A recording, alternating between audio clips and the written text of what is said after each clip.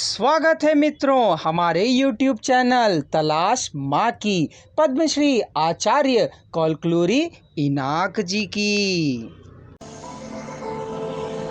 पुस्तक का अनुवाद किया है श्रीमती पारनंदी निर्मला जी ने। पुस्तक का प्रकाशन किया है गीता प्रकाशन ने। सदाशिवम के खाए जाने वाले भोजन को परोसने के स्तर पर पहुंची सुल्ताना और कंप्यूटर कंसल्टेंसी की पार्टनर कोमली सदाशिवम के जीवन को प्रभावित करने वाली स्त्रियां हैं और उसकी अत्यंत सन्निहित स्त्रियां हैं। कहे चितरंजन देवालय में भोजन के प्रबंध करने के कारण सभी को ज्ञात हो गया था।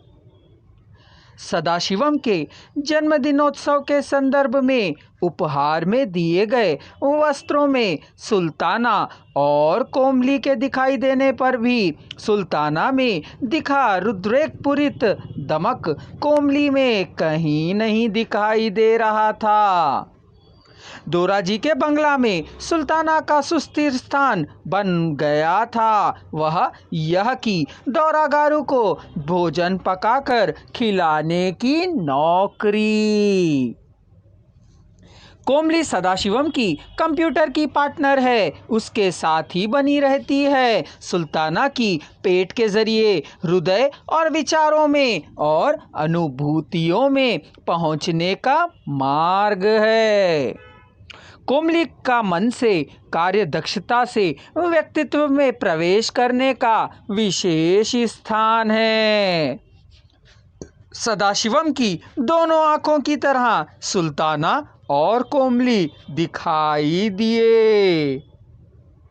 सदाशिवम के जन्मदिन के दिन चितरंजन देवालय के वासियों को, भूतपूर्व वासियों को, नगर वासियों को, पट्टन के प्रमुखों को, स्थानांतरित लोगों को दो स्त्रियों के हाथ में है ऐसी भावना उत्पन्न हुई। आनंद के वातावरण में भोज समाप्त हुआ। एपिसोड 13। सदाशिवम 30 साल का हो गया था। आधिकारिक संघ बाद में सलाहकार संघ ने उस दिन चितरंजन दौराजी की अनुज्ञा के अनुसार पूरे अधिकार उनके बेटे सदाशिवम को सौंपने का कार्य पूरा किया। उसमें लिखे भाग के अनुसार उस दिन से दरबार हॉल में सदाशिवम उन्नत आसन में बैठ सकता है। दूसरी बात, तब तक ना खोले जाने वाले दोनों कमरों की चाबियां सदाशिवम को सौंपी जाएगी। जैसा कि चितरंजन दौराजी ने चाहा था उसके अनुसार सदाशिवम द्वारा क्रमशः दौराजी की समस्त संपत्ति को स्वाधीन करना उस दिन से पूरा होगा।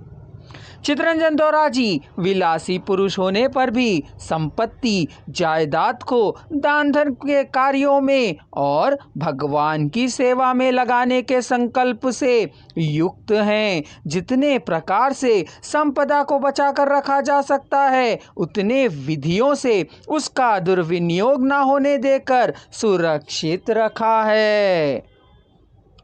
प्रेयसियों के सिवा, पत्नी के रहित पाले हुए सदाशिवम के सिवा कोई और संतान रहित दौराजी विलासपूर्वक जीवन यापन करते हुए ही इतनी संपदा को इकट्ठा करने में उसका संकल्प उस दिन से सदाशिवम ग्रहण करेगा कह सोचा है, ऐसा उसमें लिखा हुआ है।